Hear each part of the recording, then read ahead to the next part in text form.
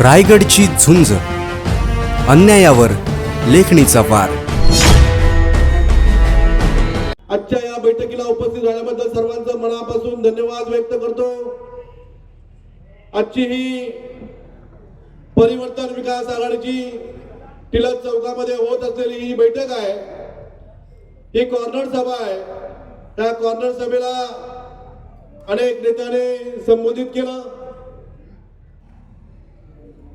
आपल्याला 20 तारखेची जी विधानसभेची निवडणूक आहे त्या निवडणुकीला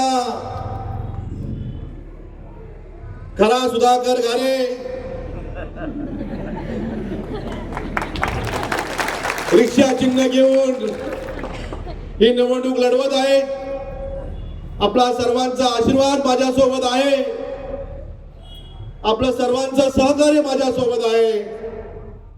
परंतु आपल्याला कर्जत शहरामध्ये एक छोटीशी कॉर्नर सभा झाली पाहिजे असं सर्व पदाधिकाऱ्यांचं म्हणणं होतं. परंतु मी डामसेन साहेब, ही कॉर्नर सभा आपल्याला म्हणता येणार नाही, तर ही जाहीर सभा आहे असं मी या ठिकाणी सांगेल. आपण प्रचार करत असताना मी कालही कशाच्या सभेत सांगितलं, आम्ही खालापूरमध्ये काल प्रचार करत होतो, परवा प्रचार करत होतो. अंकित सागरे माझ्या सोबत होते. एक आजीबाई आल्या, त्या आजींनी सांगितलं, सुधा भाऊ तुम्ही रिक्षा रिक्षाने घेतले. मी म्हटलं हो, रिक्षा रिक्षाने घेतले. रिक्षा रिक्षाने सर्वसामान्यांची गरज आहे. ते नुसतं साधन नाही तर सर्वसामान्यांची गरज आहे. ती म्हणते बरी झाली तुम्ही रिक्षा रिक्षाने घेतली, विमान घेतलं नाही. मी त्यांना सांगितलं, मी निवडून आल्यानंतर मला गुवाहाटीला पळून जायचं नाही, तर मला माझ्या या सर्वसामान्य जनतेमध्ये हातात हात घेऊन त्यांचं काम करायचं आहे. या मतदारसंघाचा विकास करायचा आहे. या मतदारसंघाचा विकास करण्यासाठी माझ्या कर्जत खालापूरच्या जनतेला सोबत घ्यायचं आहे. माझ्या जनता सांगेल ते जनतेचे प्रश्न सोडवायचे आहेत. या मतदारसंघाचा विकास करायचा आहे. मतदारसंघाचा सर्वांगीण विकास करायचा आहे. मगाशी आमच्या एक हर्षला ऐनकरांनी जी युवती आहे, ती युवती स्वतःहून व्यासपीठावर आली. तिने तिचं काही म्हणणं मांडलं. का अनेक आमदार झाले, अनेक आमच्यासारखी तरुण आहेत, परंतु कुठल्याही तरुणाला कुठल्या आमदारांनी रोजगार दिला नाही. ती सुद्धा मला वाटतं कुठली तरी PhD करते. तिने MPSCचा सुद्धा अभ्यास केलाय. तिच्यासारख्या हुशार युवतीला जर आपल्या मतदारसंघात रोजगार मिळणार नसेल, तर मी आमदारांना महेंद्र तोरवेंना माजी आमदार महेंद्र तोरवेंना विचारणार आहे, आपल्या मतदारसंघामध्ये आपण किती लोकांना विद्यार्थ्यांना, किती युवकांना रोजगार दिलात? आपण सांगताय मी 2960 कोटी रुपयाचा निधी मतदारसंघामध्ये आणलात, तर तो निधी गेला कुठे? भरतभाईंनी 40 वर्षाची आठवण करून दिली. हा पोल भरतभाई तुमच्या पाठीमागे उभा आहे, तो अनेक वर्षापासून पडतोय. परंतु भाई तो तुमच्या सारख्या माझ्या अंगावर पडणार नाही. पुढचं तुम्ही समजून जा. 20 तारखेला पोल कोणाच्या अंगावर पडणार आहे हे तुम्हाला आपण सांगण्याची गरज नाही. आपल्याला जनता शुद्ध आहे. शुद्ध जनता 20 तारखेला आपल्या मतदाराच्या रूपाने या मतदारसंघामध्ये परिवर्तन घडवणार आहे, हे आपण सर्वजण बघणार आहोत. पत्रकार बंधू आपल्याला कायम सांगत असतात, या मतदारसंघामध्ये एक अपक्ष उमेदवाराची प्रचाराची आघाडी दीपकजी असले. त्यांनी मला प्रश्न विचारला होता, अपक्ष उमेदवार या मतदारसंघामध्ये निवडून येईल का? आता पत्रकार बंधू तुम्ही माझ्या कानात सांगायला पाहिजे निवडून येईल की नाही ते. 20 तारखेला ही निवडणूक आहे. तुमचं सुद्धा मतदार असेलच. तुम्हाला सुद्धा खरं काय खोटं काय, कोणाची बाजू मांडली पाहिजे हे तुमच्या तुम्ही करत असतात. तुम्ही सुद्धा शुद्ध आहात, मला माहिती आहे. पत्रकार बांधव सुद्धा मलाच मतदान करतील मांडे साहेब, कारण पुढच्या काळामध्ये तुमचा सन्मान करायचा असेल, तुमच्या हक्काचं तुम्हाला एक चांगलं कार्यालय बनवायचं असेल तर तो फक्त सुधाकर घारेच करू शकतो. आजपर्यंत 5 वर्ष झाले, तुम्ही किती वेळा तुम्हाला तुमच्या कार्यालयाची मागणी केली, किती वेळा तुम्ही अजयजी तुम्ही संकुलाची मागणी केली. तुम्हाला कुठल्या प्रकारचा सन्मान देण्याचं काम या आमदार साहेबांनी केलं नाही. मगाशी मला एक माझा मुस्लिम बांधव आला होता, माझ्या काळात सांगून गेला, भाऊ आम्ही आमदारांच्याकडे 5 वर्ष आम्ही निवेदन देतोय, आम्हाला एक मुस्लिम बांधवासाठी आम्हाला एक संकुल द्या, आम्हाला इथे एक कार्यालय द्या. फक्त आमदार त्यांच्या खांद्यावर हात टाकतात, मतदानापुरती त्यांचा वापर करून घेण्याचं काम करतात, परंतु माझ्या मुस्लिम बांधवांना सुद्धा त्यांनी कुठल्याही प्रकारचं कार्यालय किंवा कुठलं संकुल दिलेलं नाही. कर्जत तालुक्यामध्ये, कर्जत तालुका आदिवासी तालुका आहे, कर्जत तालुक्यामध्ये आदिवासी तालुका म्हणून ओळखलं जातं. माझ्या आदिवासी बांधवांना सुद्धा 5 वर्ष फक्त त्यांच्या तोंडाला पानं पुसण्याचं काम केलं, त्यांना सुद्धा कुठल्याही प्रकारचं आदिवासी संकुल देण्याचं त्यांनी काम केलेलं नाही. त्यांना प्रत्येक वेळी सांगत असतात, त्यांच्या आदिवासी दिन आला की त्यांना सांगतात, या वर्षी तुम्हाला नक्की तुमचं आम्ही कशा पात्र परिसरामध्ये आदिवासी संकुल उभारू. परंतु हो हो म्हणता 5 वर्ष गेली, यांना माझ्या आदिवासी समाजाचं पडलं नाही, यांना माझ्या बौद्ध समाजाचं पडलं नाही, यांना यांच्या मुस्लिम समाजाचं पडलं नाही, यांना फक्त पडलंय यांच्या घरच्यांचा विकास करण्याचा, यांच्या बाच्याला मोठं करायचं आहे, यांच्या भावाला मोठं करायचं आहे, यांच्या पुत्याला मोठं करायचं आहे. आपण बघितलं असेल, मगाशी बाईंनी सांगितलं, आमराई मधली जे आपल्या कोतवाल जी व्यायामशाळा होती, त्या व्यायामशाळेचं ती व्यायामशाळा पाडली, तिथं बिल्डिंग उभी केली. त्या बिल्डिंग मध्ये 1700 फुटाचं दुकान कोणाचं आहे आणि ते कोणाच्या नावावर आहे ते ऋषिकेश जोशी साहेबांनी मागच्या त्यांच्या पत्रकार परिषदेमध्ये सांगितलं होतं आणि ते आपल्याला सर्वांना माहिती आहे.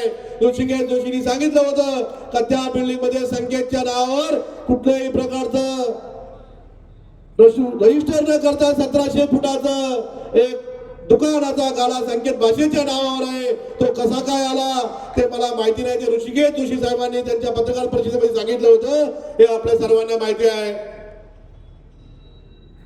कारण आपण बघितलं असेल, मधल्या काळामध्ये आपल्या तालुक्यामध्ये माझा बौद्ध समाज मोठा आहे तालुक्यामध्ये, त्यांना सांगितलं 16 गुंठ जागा तुम्हाला देतो,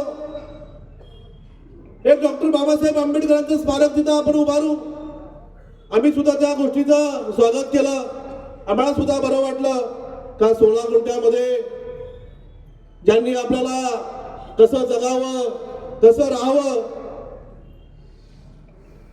हे शिकवलं, त्यांचं स्मारक आपल्या कर्जतमध्ये होतंय आणि 16 गुंठ्यामध्ये होतंय म्हटल्यावर आम्ही सुद्धा विरोधी असून सुद्धा आम्ही स्वागत केलं. ढोल ताशे वाजवीत त्यांची मिरवणूक काढली, त्यांना खांद्यावर उचलून आणलं. परंतु आमचा सुशील उभा, सुशील जरा, आमचा सुशील आहे पॅन्थर आर्मीचा, त्यांचाच एक कार्यकर्ता आहे. त्या कार्यकर्त्यांनी माहितीचा अधिकार टाकला, तिथे किती जागा शिल्लक आहे ते त्यांनी शोधलं. तिथे 3 गुंठ जागा प्रथमेश शिल्लक आहे, बातमी ती पण लाव. ती जागा रेड लाईन आणि ब्ल्यू लाईन मध्ये गेले. मग तुम्ही माझ्या बौद्ध समाजाची फसवणूक करताय का? तुम्ही डॉक्टर बाबासाहेब आंबेडकरांचा अपमान करताय का? माझा तालुक्यामधला, माझ्या मतदारसंघामधला बौद्ध समाज शांत बसणार नाही. मधल्या काळामध्ये आमचे अभंगे दादा आहेत, त्या अभंगे दादांनी सुद्धा पत्रकार परिषद घेतली. त्यांनी सुद्धा सांगितलं का माझ्या बौद्ध समाजाची फसवणूक केली. जर आपल्याला आपल्याकडे जागा नाही, जर आपल्याला कोणाला काही देता येत नाही, तर आपण एखाद्या समाजाची फसवणूक करू नये. काल त्यांची इथं सभा होती, मला वाटतं जाहीर सभा होती. त्या कॉर्नर सभेमध्ये त्यांनी सांगितलं, ज्यांनी कर्जत शहरामध्ये अनेक वर्ष चांगल्या पद्धतीचं राजकारण केलं. ते आपले अनंत काका जोशी असतील, कैलासवासी अनंत काका जोशी असतील, त्यांनी कर्जतमध्ये कायम शांततेचं वातावरण ठेवण्याचं अनेक वर्ष काम केलं होतं. त्यांच्या सुनबाई या नगरपालिकेच्या नगराध्यक्ष झाल्या. सुवर्णताई जोशींनी त्यांच्या सासऱ्याचं नाव अमर राहावं यासाठी त्यांनी बिशेवगावकडे जाणारा भुयारी जो रेल्वे भुयारी मार्ग होता तो रस्ता मंजूर करून आणला. त्याला स्थगिती देण्याचं काम पत्रकार बंधू कोणी केलं हेही तुम्हाला माहिती आहे. त्यावर आनंद काका जोशींचं नाव देणार होते. तो तसा नगरपालिकेमध्ये ठराव झाला आणि ठराव झाल्यानंतर त्याला समजलं का तिथे कैलासवासी आनंद काका जोशी मार्ग असं नाव देणार आहे. तेव्हा मात्र या महाशयाने त्या भुयारी रस्त्याचं काम थांबवलं, भुयारी मार्गाचं काम त्याला स्थगिती आणली आणि मात्र आता इलेक्शन जवळ आल्यानंतर परत एकदा खोटी घोषणा करण्याचं काम केलं. आपण तो भुयारी मार्ग परत मंजूर करू आणि कैलासवासी आनंद काकांचं नाव देऊ. परत कर्जतची जनता ही शुद्ध जनता आहे. आनंद काकांचे चिरंजीव मयूर जोशी सुद्धा एक शिवसेनेचे चांगले युवा नेते आहेत. त्यांच्या सुनबाई या कर्जत शहराच्या प्रथम नागरिक त्यांनी पद भोगलेलं आहे. त्यांना सुद्धा राजकारण कळतं. तुम्ही त्यांची फसवणूक करायला बघताय, त्यांचं मताचं राजकारण करायला बघताय, त्यांची मतं घेण्यासाठी त्यांची फसवणूक करायला बघताय. मग जर त्यांनी मंजूर करून आणलं होतं मग तेव्हा त्याला तुम्ही पाठिंबा का दिला नाही? तुमच्याच पक्षाचे ते होते ना. ज्या उद्धव साहेबांनी त्यांना तिकीट दिलं त्या उद्धव साहेबांनी त्यांना निवडून आणण्याचं काम केलं. 2-2 सभा कर्जत मतदारसंघामध्ये घेतल्या. उद्धव साहेब या महाराष्ट्राचे मुख्यमंत्री झाले. मुख्यमंत्री झाल्यानंतर जेव्हा या फुटीराई राजकारण करून उद्धव साहेबांना त्या मुख्यमंत्री पदावरून खाली खेचण्याचं काम करत होते तेव्हा हे महाशय टेबलावर नाचत होते गवडीला जाऊन. हे सुद्धा आपण सर्वांनी बघितलंय. त्यांच्यामधले संस्कार आपल्याला माहिती आहेत. भरत भाई तुम्ही स्पष्टपणे सांगितलं कर्जत मधले व्यापारी बांधव असतील, कर्जत शहरामध्ये सुशिक्षित जनता असेल, यांची वागण्याची पद्धत असेल. आपण परवाच माझ्या कडाव शहरामध्ये आपण बघितलं असेल आमचा एक ज्येष्ठ नेते मनोहरप्पा पाटील ते आपल्या गणपती मंदिराकडे जात होते. यांची प्रचार रॅली आली. प्रचार रॅली आल्यानंतर ते 71 वर्षाचे ज्येष्ठ नागरिक आहेत. त्यांनी आमदारांनी त्यांना आवाज दिला. त्या मनोहरप्पा यांना हात जोडून नमस्कार केला. त्याला म्हणते माझं तुम्हाला काम करावं लागेल. ते म्हणले नाही मी परिवर्तन विकास आघाडीचा कार्यकर्ता आहे, नेता आहे. तू माझं काम नाही केलं तर बघून घेईल, तुला साफ करील, तुला गाडील. अशी भाषा एक ज्येष्ठ माणसासाठी हे करतात. हे यांना शोभतं का? हे कर्जत तालुका मतदारसंघ कर्जत खालापूरचे मतदारसंघाचे प्रथम नागरिक आहेत. यांनी आपण बघितलं असेल मगाशी ते आमच्या अर्चनाने सांगितलं तर आमच्या युवकांना रोजगार नाही, युवतींना रोजगार नाही. इथे बसणारी सगळी शुद्ध जनता आहे. कशेल परिसरातली सुद्धा जनता आली असेल. आमच्या कशेल आणि पात्रत परिसरामध्ये 54 गावामध्ये दीपक दादा लाड 54 गावामध्ये फ्री झोन होता. फ्री झोन तिथे अनेक कारखाने आले असते, छोटे मोठे उद्योग आले असते. परंतु 3 वर्षापूर्वी त्या फ्री झोनचं रूपांतर इको सेन्सिटिव्ह झोन मध्ये झालं. परंतु आमदारांनी तूच आवाज काढला नाही. माझ्या शेतकऱ्यांच्यावर अन्याय झाला. माझ्या तालुक्यामध्ये येणारी जी प्रगती होती ती प्रगती थांबली. परंतु आमदार साहेबांना ते सुचलं नाही की बाबा इथे आपल्या इथे जर 54 गावामध्ये फ्री झोन आहे, इथे छोटे मोठे उद्योग येतील, इथे इको सेन्सिटिव्ह झोन पडलाय, आपण एखादी लक्षवेधी मांडावी, आपण एखादा 2 वेळेचा अर्ज प्रशासनाला द्यावा. परंतु त्यांनी कुठल्याही पद्धतीचं ते काम केलं नाही. अनेक दिवस माझे व्यापारी बंधू या परिसरामध्ये या कर्जत शहरामध्ये उद्योगधंदे करतात. त्यांचं पुण्याला जाणं येणं असतं. पूर्वी पुण्यावरून येणाऱ्या सर्व गाड्या कर्जत स्टेशन हे जंक्शन स्टेशन आहे. कर्जत स्टेशनवर येणाऱ्या सर्व गाड्या थांबायच्या. त्यामध्ये मला वाटतंय सह्याद्री एक्सप्रेस असेल, त्यामध्ये अनेक त्यांच्या फास्ट गाड्या असतील, त्या फास्ट गाड्या इथे थांबायच्या, लोकांना जाण्या येण्यासाठी थोडं सोपं होतं. अनेक वेळा व्यापाऱ्यांनी त्यांना पत्र देण्याचं काम केलं, परंतु तेही त्यांना सुचलं नाही. पण मी व्यापारी बंधूंना एक शब्द देतो, पुढच्या काळामध्ये येणाऱ्या सर्व फास्ट गाड्या आपल्या कर्जत स्टेशनला थांबतील, यासाठी सुद्धा मी प्रयत्न करणार आहे. पूर्वी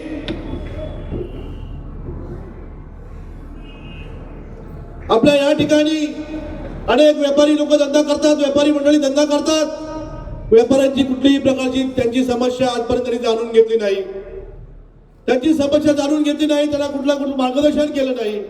5 वर्षापूर्वी हे कर्जत असत होतं.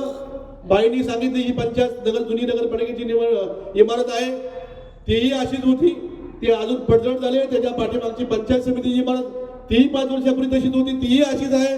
कर्जत मध्ये कुठलाही बाई बदल झालेला नाही. कर्जत मध्ये जो 5 वर्षापूर्वीच्या आमदारांनी जो काही बदल केला होता तोच बदल झालाय. आणि ते सांगतात आम्ही 2900 कोटी रुपयाचा निधी या मतदारसंघामध्ये आणलाय.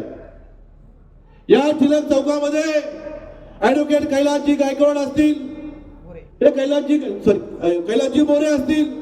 कैलासजी मोरे अनेक वेळा इथे उपोषणाला बसले होते. लाईटचा प्रश्न कर्जत तालुक्यामध्ये, कर्जत शहरामध्ये दिवसातून 5-5, 6-6 तास लोड शेडिंग होते. त्यामध्ये पत्रकार बांधव तुमचा त्यांना पाठिंबा होता, ते सुद्धा आपण मांडणं गरजेचं आहे. मग जर विकास झाला होता, मग लाईट आपल्याकडे लोड शेडिंगचा प्रश्न का होतोय? आपल्याला माहिती आहे दीपक शेठ चला आज आम्हाला काल 2 वाजता 2-2:30 वाजले आपल्या ऑफिसमध्ये आम्ही दोघं चर्चा करत भेटलो होतो. दीपक शेठ चला तुमच्या आपण फ्लॅटवर जरा आपण आराम करू. तो म्हणतो भाऊ नको, आपल्या फ्लॅटवर पाण्याचा थेंब नाही. मी म्हणलो काय झालं? नाही नगरपालिकेचं पाणीच येत नाही म्हणते. दीपक शेठकडे होते 2 पैसे ते गेले राहायला हिरानंदीला. माझी जनता कुठे जाईल?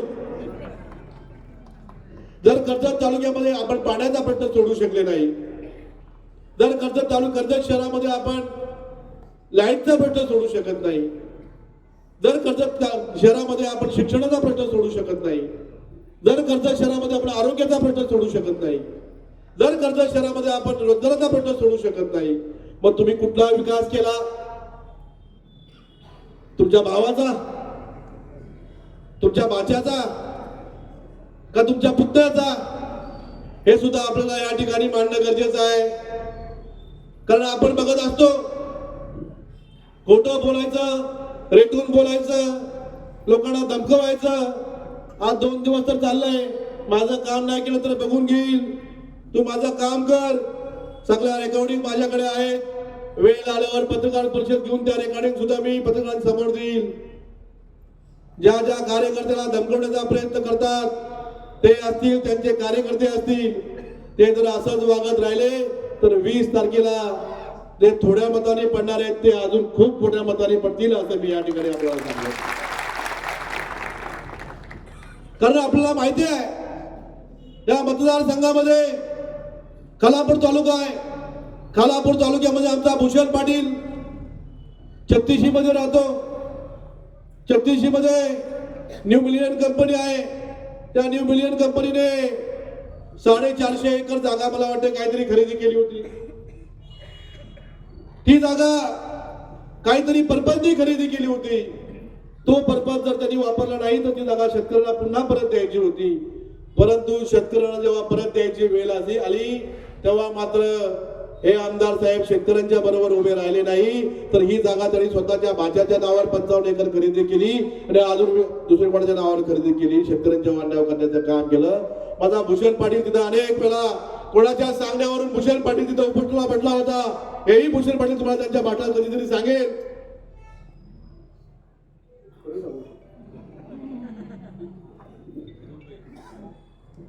कारण आपण बघितलं असेल भूषण पाटलांना त्या परिसरामध्ये मला वाटतं 450हून अधिक शेतकऱ्यांची फसवणूक करण्याचं या महाशयांनी काम केले, या परिसरामध्ये काम केले. आपण बघितलं असेल आपल्या मतदारसंघामध्ये दहशत पाहिली असेल. आपल्या मतदारसंघामध्ये मला वाटतं तुमच्या रॉयल गार्डनच्या समोर आमचे माथेरानचे नगराध्यक्ष होते, त्या नगराध्यक्ष जे असतात आणि त्यांच्यावर झालेला हल्ला असेल. मी आज माथेरानला गेलो होतो प्रचारासाठी. मला अजय सावंत साहेब भाषण करत होते. त्या लोकांनी माझ्याकडे मागणी केली, भाऊ आमच्या माथेरानच्या नगराध्यक्ष कर्जत शहरामध्ये गेला, त्याचा पाय हात तोडण्याचं काम कर्जतच्या कुठल्या लोकप्रतिनिधी केलं हे सुद्धा आपल्याला माहिती आहे. पण यापुढे तुमच्याकडून कुठलं असं होणार नाही यासाठी आम्हाला तुम्ही एक खात्री द्या. आपल्या मतदारसंघामध्ये माझ्या महिला भगिनींसाठी काय केलं? परवा 4 दिवसापूर्वी मी एक पत्रकार परिषद घेतली. वायके साहेब त्यावेळी 2019चा आमदारांचा जाहीरनामा काढला.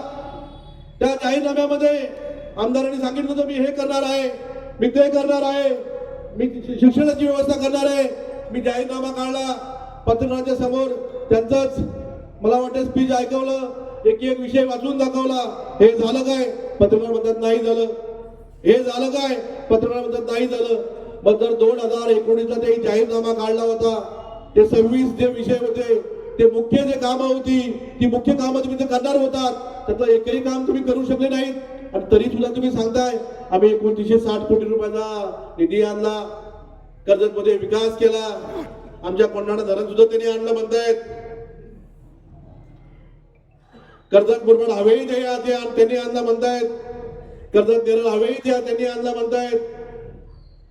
मग नक्की तुम्ही काम तरी काय केलं? मला वाटतं कर्जत मुरबाड रस्ता त्यांनी आणला असेल, आमचं कोंढाणा धरण त्यांनी आणलं असेल, आणि तुमचं नेरळ हवे त्यांनी आणला असेल. तर त्यांचा हिशोब कुठेतरी चुकतोय. तो 2900 कोटी होणार नाही, तो 1000 कोटी निधी होईल. मला वाटतं मग तरी 1 लाख कोटी रुपये निधी होईल. आमचं कोंढाणाच मला वाटतं काहीतरी 1200-1400 कोटी तरी त्याच्या धनाला निधी आहे. खोटं बोलायचं, रेटून बोलायचं. जर तुम्ही 2960 कोटी रुपयाचा निधी आणला तर एखादं चांगलं हॉस्पिटल का आणलं नाही? एखाद शिक्षण संस्था का आणली नाही? आमच्या युवकांसाठी एखादं क्रीडांगण का बांधलं नाही? आमच्या युवतींसाठी एखादा गृहोद्योग का आणला नाही? सुशोभीकरण केलं म्हणजे विकास झाला का? सुशोभीकरण म्हणजे आपल्या मतदारसंघाचा विकास झाला का? माझ्या किती वेळा या मतदारसंघामध्ये तुम्ही आमदार असताना 5 वर्षामध्ये आमसभा घेतल्या. 5 वर्षामध्ये एक सुद्धा आमसभा घेतलेली नाही. हे पहिला आमदाराचा रेकॉर्ड असेल. मला वाटतं प्रत्येक 6 महिन्याला एक आमसभा घ्यायची असेल, बरोबर अशोक? 10 आमसभा होणं गरजेचं होतं. वायके साहेब एक सुद्धा आमसभा झाली नाही. 5 वर्षात एकही आमसभा घेऊ शकली नाही. माझी जनता त्यांचं म्हणणं मांडणार कुठे? त्यांचे विषय मांडणार कुठे? ते न्याय मागणार कुणाकडे? जर 5 वर्षामध्ये तुम्ही एकही आमसभा घेऊ शकले नाही. तुम्ही एक डॉक्टरांची मिटिंग घेतली का? तुम्ही व्यापाऱ्यांची मिटिंग घेतली का? तुम्ही माझी वकील बांधवांची मिटिंग घेतली का? तुम्ही नक्की कामं तरी काय केली? तुम्ही रोज मुंबईला जायचं, पुण्याला जायचं, इकडे फिरायचं, तिकडे फिरायचं, सुशोभीकरण करायचं, आपल्या भाषाचा उद्धार करायचा, विकास करायचा. इतकंच काम आपण या 5 वर्षामध्ये केलं. आता 20 तारखेला मात्र तुम्ही तयारी ठेवा, तुमच्या बॅगा भरून ठेवा. माझी जनता माझ्या बरोबर आहे. मला अनेक जणांनी विचारलं, पत्रकार मला कधी कधी खोडसाळपणे विचारतात, भाऊ तुमचा पक्ष कुठला आहे? अरे तुमचा विषय सांगतोय, तुमचा पक्ष कुठला आहे? मी त्याला सांगितलं जनता माझा पक्ष आणि जनताच माझा नेता आहे. त्यामुळे मला काही घाबरण्याची गरज नाही. मला जनता निवडून आणेल. 20 तारखेला रिक्षा समोरचं बटन दाबून प्रचंड बहुमताने आमच्या परिवर्तन विकास आघाडीचा विजय होईल आणि आमच्या कर्जत खालापूर मतदारसंघाचा सर्वांगीण विकास करण्यासाठी मी आणि माझी सर्व जनता कटिबद्ध असो असं या ठिकाणी मी आपल्या सर्वांना सांगेन. आपण काम करत असताना कर्जत मध्ये बघितलं असेल, विलास भाईने मला वाटतं कशाच्या भाषणामध्ये काल सांगितलं, मी भाऊबीजेला चाललो होतो, 4 तास मी ट्रॅफिक मध्ये थांबलो. बरोबर, 4 तास मी ट्रॅफिक मध्ये थांबलो. जर 4 तास मध्ये आपल्याला 4 फाट्यावर ट्रॅफिक मध्ये थांबायला लागत असेल तर कर्जतचा विकास झाला का?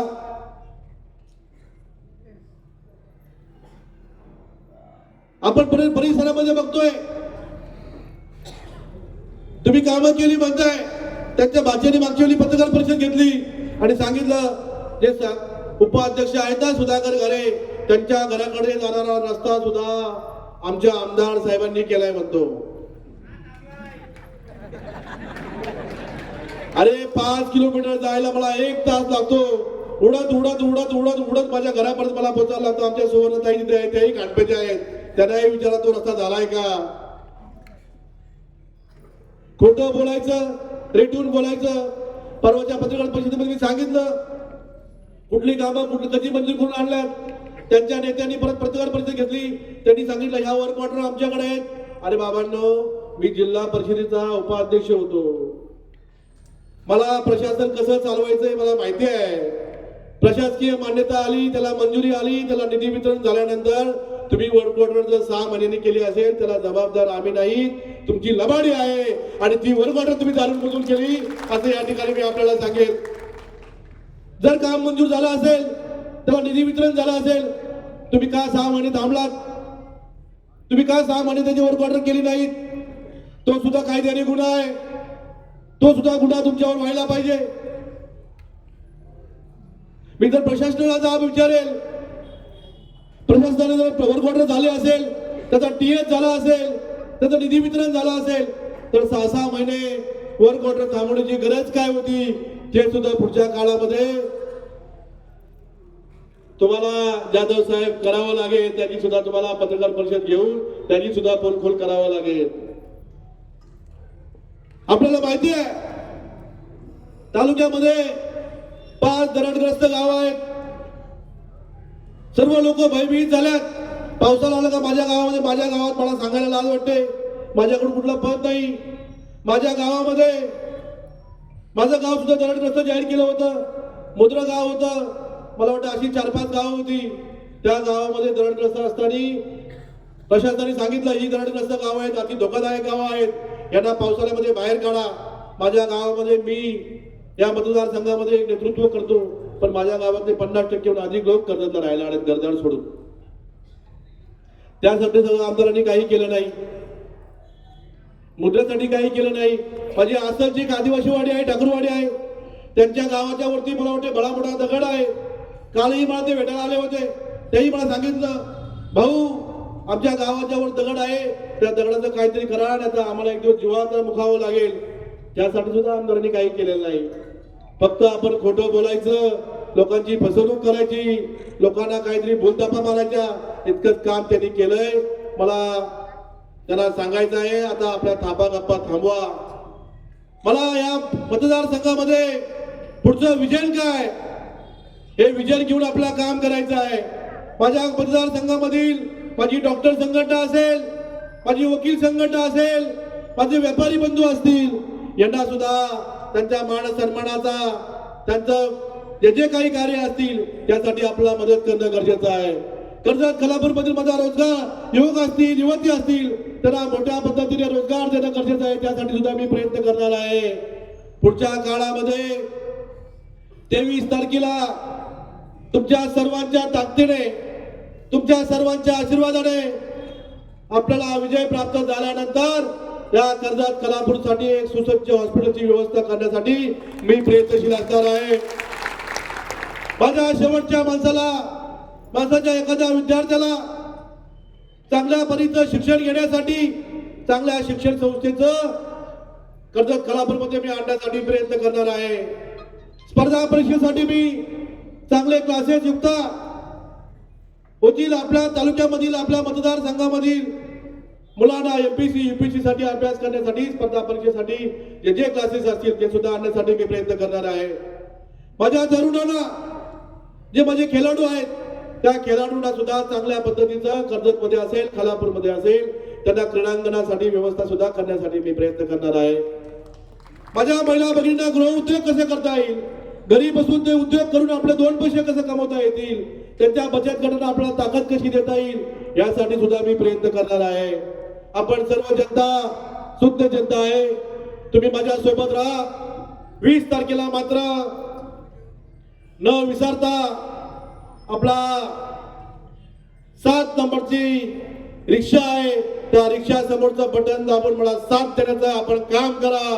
आणि आपण या 23 तारखेला सर्वांनी पुन्हा एकदा या निवडणुकीमध्ये सर्वांनी एकदा विजयाचा उत्सव साजरा करू आणि आपला कर्जत खालापूरचा सर्वांगीण विकास करण्यासाठी आपण सर्वजण कटिबद्ध होऊ. इतकं बोलून थांबतो. जय हिंद, जय महाराष्ट्र.